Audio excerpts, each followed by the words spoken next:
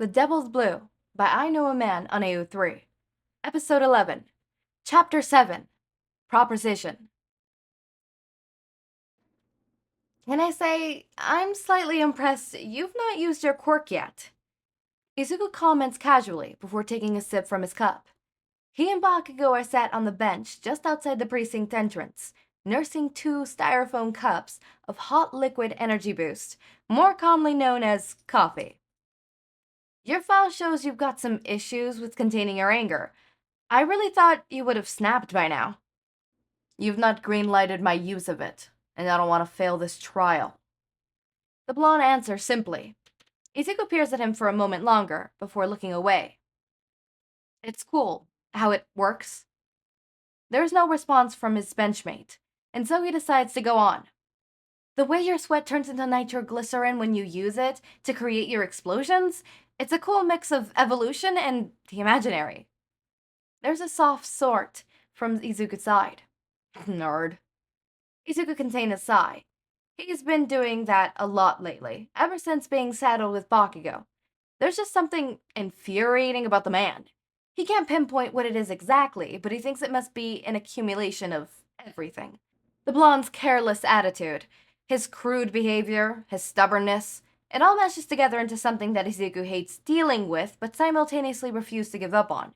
He knows Bakugo is smart. He's seen it displayed firsthand. If only the guy would concentrate more on honing that skill instead of always pushing for things to happen instantaneously.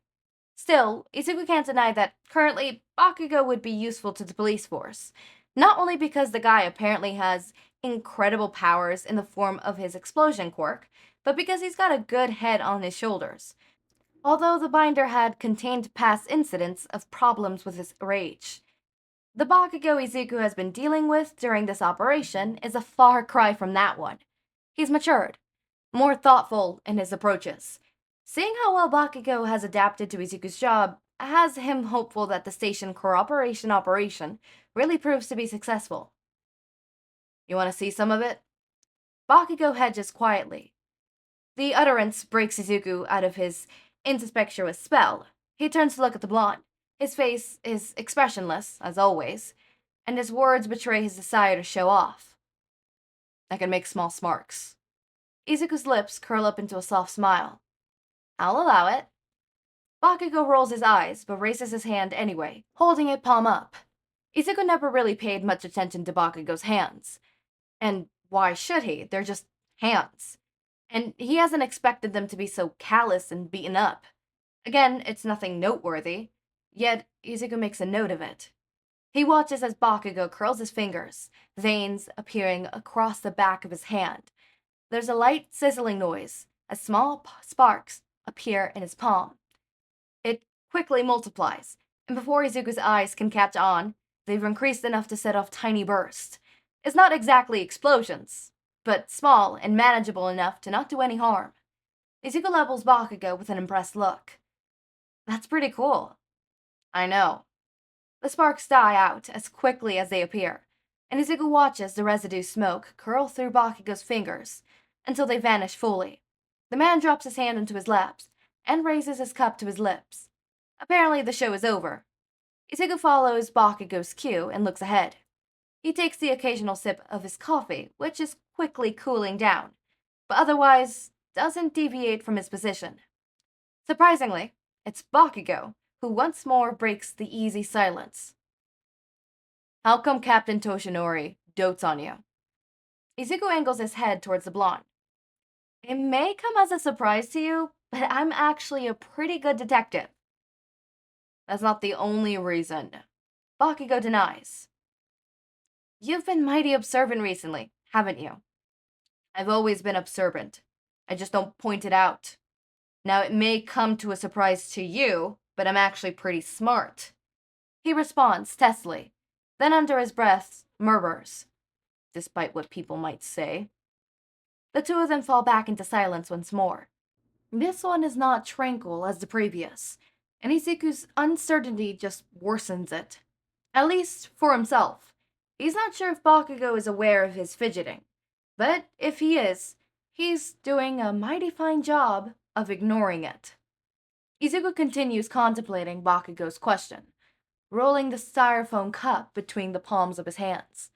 It's a rather intrusive inquiry, but it's nothing that incriminates Izuku. If anything, it puts him in a good light. Still, he can't help but feel slightly shy about revealing his past. It makes him feel vulnerable somehow, as if sharing bits of it would give Bakugo ammunition against him. Cold hearted, wrenching, emotional ammunition. He understands now why the man has been so reluctant to open up about himself during their stakeouts. And it's that thought that convinces Izuku to spill. I came from a single parent family. He starts without preamble. He doesn't dare peek in Bakugo's direction in case the man is looking his way. My dad left my mom as soon as he found out she was pregnant, but she still decided to keep the baby. In her position, getting an abortion would have been the best thing. She was 16, bright, and lived in a terrible neighborhood. Izuku pauses momentarily as he tries to string together his next sentence. One time, when I was 8, we had a break-in. We had some sparse valuables, some gold bracelets, and rattly silverware, and it all got stolen. The captain was assigned to our case.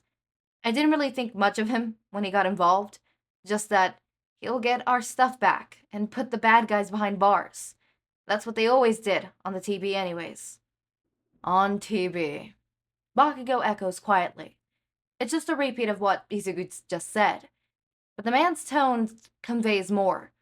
Like he understands that Izuku's adult disappointment has to do with the false perception he's seen on TV during his childhood. Like he knows that seeing good people doing good things warped his opinion and shaped his belief on what the world was really like. Like as someone who also grew up in a shitty neighborhood, he'd found the reality of the situation was more like what he's seen, nothing like what they knew. And swallowing that cold pill of reality was the first step towards glimpsing the intricacies of the world they lived in. At least, that's what Izuku thinks. Yeah, he says faintly. They lapse into a short silence before he once again resumes his story. Anyways, first time he came around, he sat both me and my mom down for questioning. It was just to get some details on the case so he could lay out groundwork before starting in on solving it. And, well, during the questioning, I kind of saw our window had been broken, and the captain had pinpointed it as a point of entry. And he told us, so when he was giving us the overview of what he had gathered from the case, I remember he was reading through the notes and said, and the point of entry was the window. And I said, no, it was the outro. The outro? Bakugo repeats curiously. I was 8. I didn't fully understand how words worked. His excuse was rubbing his forehead in embarrassment. Still, the memory manages to lift his lips up. So I said, no, it was the outro, and the captain looked kind of confused. He asked me why I said that, and I told him that, well, the window wasn't broken from the outside, it was broken from the inside. You could see from how the glass fell more on the outside than in the inside. Izuku been telling the story for what feels like ages, and he can't hold back the urge to peek at Bakugo any longer. He wants to gauge the man's reaction, for whatever reason he can't discern. He turns to look and sees Bakugo is already staring straight at Izuku, brows knitted and eyes narrows with suspicion. The sight is such an amusing one, Izuku can't help but chuckle. Enjoying yourself? He teases. Finish the story. The blonde demands. His mouth immediately claps shut, as he seemingly catches himself. Lowering his eyes for just a brief moment, he flippers them back up, with a change in tone. Please. It's oddly unsettling hearing the man be so polite. Well, to Izuku it's weird. Point is, it's eerie enough that Izuku can't even make fun of him. Clearing his throat, he continues. So, I've noticed the window had been broken from the inside, and the captain confirmed it when he checked on the point of entry himself. He was impressed by my skills of observation, and once he solved the case, it was our landlord, by the way, and yes, he was properly prosecuted. He began dropping by our place more often. He spoke to my mom about if he was allowed to come over by some time, and chat with me, as he believed I could have a talent for police work. And she agreed to it because even though the police weren't exactly well regarded in our poor neighborhood, they were the closest things we had to protectors of our safety. And I think she wanted me to actually be one of the good ones. The last statement has Izuku inwardly panicking, as he feels he's said too much, and so he takes a quick sip of his coffee. Lukewarm. Disgusting. Still, he deems it more preferable to chugging the rest of the nastiness down to meeting Bakugo's pointed gaze. He can't decide if he thrills in being at the end of those piercing red eyes or despairs it. Once the coffee has been fully drained from his cup, Izuku lets it loosely hang between his fingers. Anyways, he coughs, swallowing down the dreaded of the beverage. That's why the captain's been so close to our family ever since. Almost like he belongs to it. A sharp creaking escapes the bench below him. Izuku steers a glance to the side to find Bakugo leaning back with his arms folded. He's wearing a pensive expression, mouth, eyes, and eyebrows all neutral. He nods once to himself and emits a low hum. That's why he treats you like his own son. Izuku hardly inclines his head. That's why. Bakugo lets out a tough. Can't believe you were scouted by Toshinori when you were 8. Izuku's discomfort immediately evaporates. Instead, it's replaced with the start of a smile. Not too shabby, eh? Bakugo peers at him with a thoughtful look, then shrugs. It's alright. Izuku shakes his head with a crackle. You piss me off. The feeling's mutual. The sound of a notification text tears through the loose atmosphere. Izuku recognizes it as belonging to his phone, and so he pats down his trouser pockets until he finds it. Izuku clocks the name on the screen and immediately swipes the message open. Bakugo remains silent at his side. As Izuku reads through the text, his good mood from earlier transforms into sudden seriousness. It's from Shinso, he announces. Bakugo sits up properly, suddenly alert. He says that our recent activity is being poked up on by the local criminals. He says we need to be careful. What does he know? Bakugo says dismissively. He's right. Izuku backs up as he pockets his phone. We're rooting around in the underbelly of a criminal activity. There's bound to be someone who notices what we're doing. Probably someone tied into the case we're investigating. Due to that possibility, we'll need to be more careful in how we go about solving the case. Yeah, but it's nothing we can't handle. We should just press on as we usually do. Bakugo argues. I agree, but we need to do so surreptitiously. What? Bakugo snaps, jaw ticking with irritation. I don't want to pussyfoot around anymore. If we can get those bracelets identified and leaked to a gang, I say we go in and bust them the fuck up. No, we need to keep a low profile. Izuku contends firmly. Your first instinct may be to go running into the situation with guns ablaze, but we can't do that. I've worked on this case before. I know that once these guys notice any police near, they'll immediately scatter. No, it's best if we keep our heads down and think of a way to approach the gang in a way that doesn't alert them to us closing in. I disagree. I know you disagree. Izuku interrupts. But you have to trust me on this. I've been doing this job for a lot longer than you have. I know how criminals think. They'll go through any lengths to keep their business from getting busted. And if that means ceasing their activities for however long they feel safe again, they'll do so. If that were to happen, we'll lose months of work due to a standstill. The two men stare at each other in charged silence. Bakugo looks absolutely furious, pinning Izuku in place with a glare so sharp Izuku's abolished cuts haven't slashed open all over his body. The man looks as if he was contemplating how to successfully dispose of his body in a ditch, but Izuku still doesn't waver. He's a cop. He's dealt with criminals vowing for revenge and saying they'll bury his body 6 feet under on a weekly basis. Some punk pro hero in the making isn't enough to frighten him. Eventually, Bakugo relents with his glare and lets out a long sigh. You're a real pushy bitch, you know that? Kettle, pot, black. Izuku points out. I'm a pushy fucker, alright? There's a difference. Bakugo snaps back. Sure. Izuku shakes his head, then holds his hands out towards the blonde. Give me your cup, I'll throw it away. Bakugo grips the cup to his chest as he shoots Izuku a disgusted look. No, dude, I'm reusing this. Think of the environment. The reply comes as such a shock that Izuku can't help but burst out into sudden laughter. Oh my. Oh me, oh my. Oh my god, the chemistry. The chemistry is off the rockers.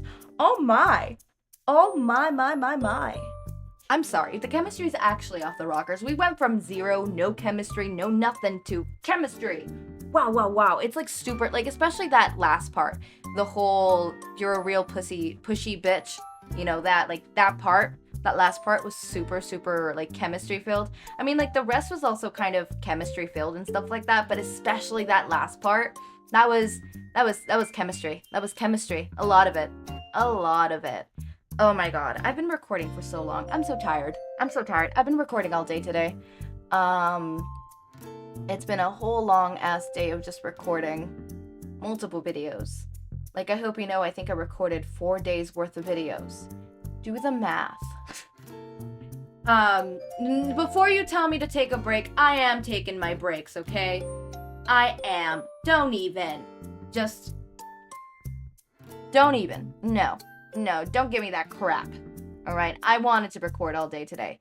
I have one more video to record, but I think we're going to push that for tomorrow, which was going to be the next part of this one. So, I'm also in a cliffhanger with you guys. Except, by the time you guys are in the cliffhanger, I already left the cliffhanger, and I'm in a different cliffhanger that you guys are yet to reach. Does that make sense? Because this is supposed to release a couple days later. Point taken is, I'm advanced than you guys, because, I want to be able to take breaks without you guys not having a video. For the most part, the reason why that happens is because I'm only 1 day ahead, and when vacations come up, I have to, like, scroungel up and record multiple videos in, like, a week. So instead of doing that, I'm just getting the videos all pre-recorded beforehand and having a whole section of just pre-recorded videos. So whenever shit like me being sick arises, I don't have to take long breaks. And if I do take long breaks, hopefully it's not so long that you guys realize it. I mean, I'm not a week ahead of time, but that's my goal, to at least get a week. Once I get into a week, I could no longer have to record, you know, twice the videos that I need to. But no, yeah, I'm getting to a place where I could, you know, do stuff. I think I'm gonna push the video for tomorrow. I've recorded a lot today. It's good. I could push it. Don't look at me like that. I could push it. Anyways, as always, my raindrops, make sure to eat, sleep, drink water, take your meds. Have a wonderful day or night. Link to my Discord server and socials are down in the description. Subscribe to see more of my content, and thank you so much for watching.